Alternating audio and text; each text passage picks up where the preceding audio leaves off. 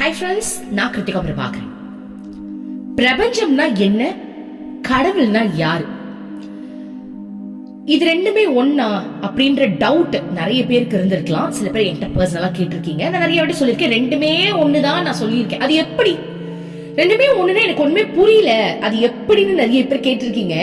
இந்த உலகத்துல நிறைய கடவுள் இருக்காங்களே, ஹிந்து எடுத்தா மட்டுமே ஹிந்துல மட்டுமே அத்தனை பேர் இருக்காங்க. சிவன் இருக்காரு, பெருமாள் இருக்காரு, சாய்பாபா இருக்காங்க, இப்ப முஸ்லிம்னா அல்லா இருக்காங்க, இயேசு இருக்காங்க, மாதா இருக்காங்க. யாரு இவங்கெல்லாம்? அப்ப கடவுள் யாரு? கடவுள் ஒருத்தர் தானே இருக்கணும். இவங்க இத்தனை பேர் இருக்காங்க, நான் யாரை இதுல கும்பிடுறது? இதுல பிரபஞ்சத்தை வேற சொல்றீங்க, இது ஒரு மதமா? என்கிட்ட வந்து கேட்டாங்க.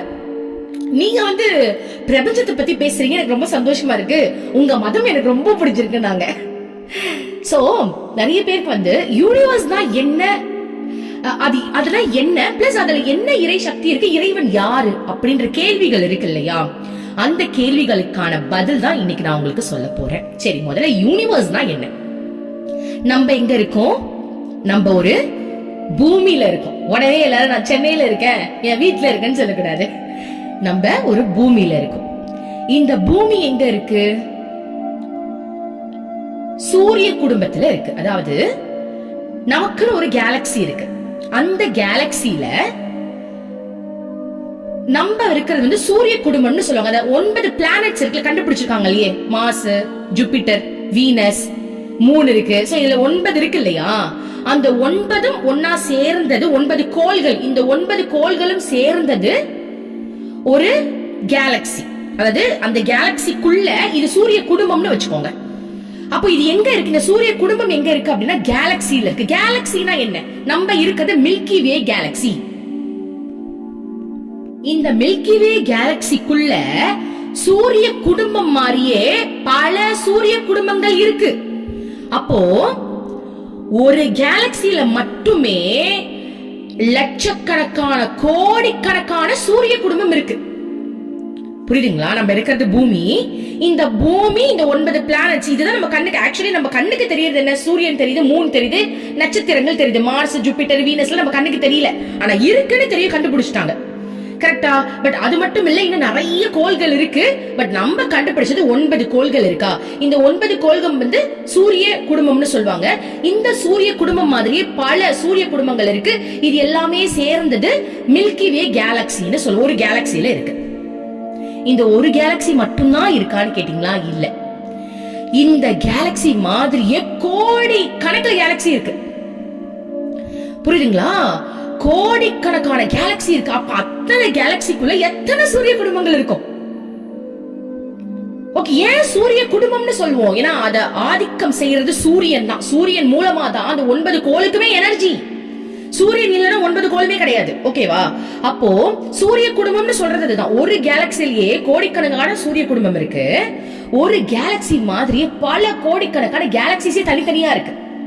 அப்போ நம்ம இருக்கிறது மில்கி வே கேலக்சி. நீங்க கூகுள்ல போய் செக் பண்ணி பாருங்களேன், டைப்ஸ் ஆஃப் கேலக்சி போட்டு பாத்தீங்கன்னா நிறைய வரும். இர்ரெகுலர் கேலக்சி, ரெகுலர் கேலக்சி, நிறைய பேர்ல எல்லாம் வரும். எனக்கு ஞாபகம் இருக்கிறது இது. ஓகேவா? அப்போ இந்த கேலக்சி என்ன ஆகும் அப்படின்னா, இது நிரந்தரமா இருக்கிறதெல்லாம் இல்ல. இதுக்கு முதலும் கிடையாது, முடிவும் கிடையாது. இது பரந்த நிலையில விரிஞ்சுக்கிட்டே இருக்குமா. சோ இதை நம்ம கணிக்கவே முடியாது. இதுதான் கணிக்க முடியாது. ஓகேவா? இந்த அண்ட பிரம்மாண்ட பிரபஞ்சம் ஒன்னா இணைஞ்ச ஒரு சக்தி இருக்கும் பாருங்க. அந்த சக்தி தான் இறைவன். அந்த இறைவன் எந்த தன்மையில இருக்காரு அப்படின்னா சூரிய தன்மையில இருக்காரு. ஒரு ஃபயர் தன்மை. ஓகேவா? ஒரு நீங்க நினைச்சுக்கோங்க, ஒரு உச்சில ஒரு வெளி ஜோதிமயமா இருக்கு. அதுதான் அருட்பெரும் ஜோதின்னு சொல்றாங்க. ஒரு ஜோதி வடிவில் இருக்காரு. அவருதான் இறைவன். அவருக்கு மட்டும் எப்படிப்பா அவ்வளவு சக்தி கிடைச்சது? எப்படி? அதாவது அவர் எப்படி இருப்பாருன்னு சொல்றாங்க அப்படின்னா 1000 சரி 1000 வேணா, அதை விட்டுங்க, அதுவே கம்மி. லட்சக்கணக்கான சூரியன், லட்ச கோடிக்கணக்கான சூரிய வெளிச்சம் ஒன்றா சேர்ந்தா எந்த தன்மை கிடைக்கும், அந்த தன்மையோட அவர் இருக்காரு அப்படின்னு சொல்றாங்க. ஓகேவா? அப்போ அவர் மூலமாதான் இந்த பிரபஞ்சத்திற்கே சக்தி சேருது. அதுதான் அருட்பெரும் ஜோதி, இறைவன், அல்லாஹ். நம்ம யார வேணாலும் சொல்லிக்கலாம், நம்ம கடவுள் அப்படின்னு சொல்லலாம். ஓகேவா? அப்போ நம்மள யாரு அப்படின்னா அருட்பெரும் ஜோதி இருக்கார் இல்லையா, இறைவன் இருக்கார்ல, அவருடைய அந்த தீயில இருந்து வந்த பொறிகள் தான் நம்ம. அவருடைய தீ பிழம்புல இருந்து, அந்த தீ வந்து ஆன்மான்னு வச்சுக்கோங்க, பேரான்மா, பரமாத்மான்னு வச்சுக்கோங்க. சரியா? அந்த ஜோதியிலிருந்து வந்த தீ பொறிகள் தான் நம்ம. ஓகேவா? தீ பொறிகள் நம்ம மட்டும் இல்ல, இந்த கேலக்சி, அந்த பிரம்மாண்டமே அந்த இறைவன் தான். அதே சக்தி என்ன பண்ணும் அப்படின்னா பல ரூபங்கள்ல பிரிஞ்சு இந்த பூமியில வந்து வாழும். அந்த மாதிரி அந்த அருட்பெரும் ஜோதியில இருந்து அவர் அங்கேயே இருந்தாங்கன்னா நம்மள எப்படி செட்டில் ஆகுறது? அப்ப அவர் நம்மள சும்மா விட மாட்டாரு. என்ன பண்ணுவாரு அப்படின்னா, அந்த இறைவன் அந்த இறை தன்மையில ஒரு இன்ச்சு கூட இங்க மைனஸ் ஆகாது. அதே இறைவன் என்ன பண்ணுவாரு அப்படின்னா, அவருடைய பிழம்பில் இருந்து கொஞ்சத்தை நம்ம பூமிக்கு அனுப்பி நம்ம மேல கொண்டு வரதுக்காக இங்க அவதாரம் எடுக்கிறாரு. அப்படி எடுக்கப்பட்டவங்க தான் நம்ம வந்து சிவபெருமானா இருக்கட்டும், விஷ்ணுவா இருக்கட்டும், சாய்பாபா இருக்கட்டும், ஜீசஸா இருக்கட்டும், உங்களுக்கு எந்தெந்த கடவுள்லாம் நீங்க கடவுள்னு கும்பிடுறீங்களோ எல்லாம் அங்க இருந்து வந்தவங்க தான். புரியுதா? சோ அப்ப இவங்க வேற, பிரபஞ்சம் வேறயா? இப்ப யோசிச்சு பாருங்க, பிரபஞ்சம் இந்த அண்ட பிரம்மாண்டம் ஒன்னா சேர்ந்ததுதான் இறைவன் சொல்றேன். அந்த இறைவன்ல இருந்து வந்த துகள்கள், அந்த இறைவன்ல இருந்து வந்தவங்க தான் நம்ம இப்ப உருவமா நினைச்சு கும்பிட்டு இருக்கோம். ஏன் அவங்க உருவமா வந்தாங்க அப்படின்னா, அந்த அருட்பெரும் ஜோதியை மட்டும் நம்மளால நினைக்க முடியாது, அந்த அளவுக்கு நம்மளுக்கு நாலேஜும் கிடையாது. புரியுதுங்களா? ஏன்னா நம்ம மனுஷ உடம்புல இப்ப இல்ல, ஒரு ஜென்மல பல ஜென்மமா நம்ம மனுஷ உடம்புல வாழ்ந்துட்டு இருக்கிறதுனால, இறைவன் அப்படின்னும் போது நண்ப தன்மையிலேயே ஒருத்தவங்க இருக்கும் போதுதான் அவங்க மேல அன்பே முதல்ல வரும், இல்லைன்னா வரவே வராது. புரியுதுங்களா? இப்ப உங்க அம்மா மேல ஒரு அன்பு இருக்கு, அதே அன்பை கடவுள் மேல வைங்கன்னா வருமா? கண்டிப்பா அதுக்கு ரொம்ப கஷ்டம், வராது, ஈஸியா வராது. அன்பு இருக்குன்னு சொல்லிடுவோம், பட் அது உண்மையான்னு பார்த்தா கிடையவே கிடையாது. இப்ப நீங்க உங்க அம்மா கிட்டயோ, அப்பா கிட்டயோ, ஹஸ்பண்ட் கிட்டயோ, லவர் கிட்டயோ ஒரு நாள் கூட பேசாம இருக்க மாட்டீங்க. ஆனா கடவுளை வந்து பிரச்சனை வரும்போது மட்டும்தான் நினைப்பாங்க. அவர்கிட்ட நம்மளால பேசாம இருக்க முடியாதுன்னு யாராவது சொல்லுவாங்க. அப்படி சொல்லிட்டாங்கன்னா அவங்க கரெக்டா வாழ்ந்துட்டு இருக்காங்கன்னு அர்த்தம்.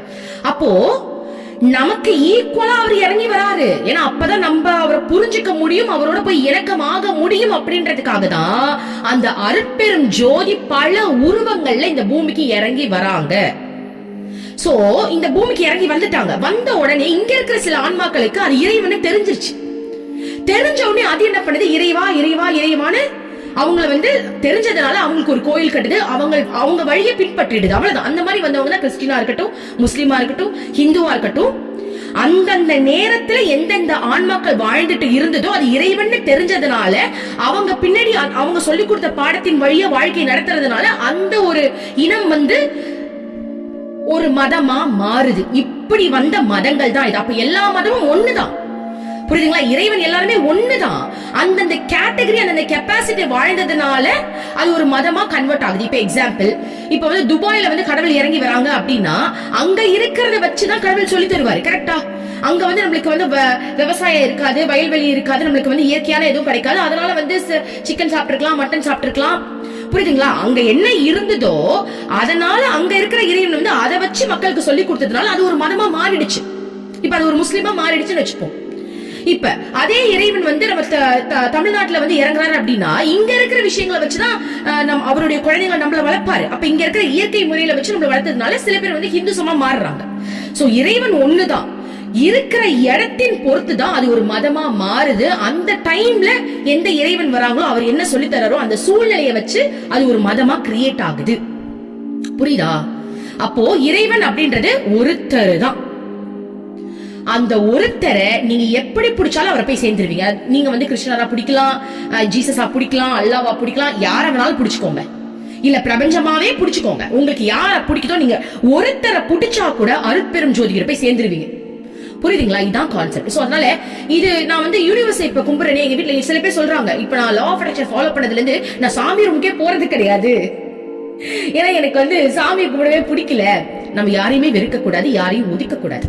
புரியுதுங்களா?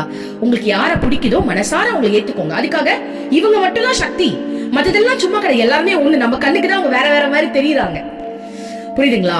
சோ அதனால உங்களுக்கு எந்த கடவுளை பிடிக்குதோ அவங்கள முழுமையா நினைச்சு உங்க ஆசைகளை ஆல்ரெடி இருக்கிற மாதிரி நினைக்கும் போது இன்னும் பவரா அது உங்களுக்கு கிடைக்கும். ஏன் கடவுள் கிட்ட போய் நான் வேண்டக்கூடாது, அது உங்களுடைய விருப்பம்.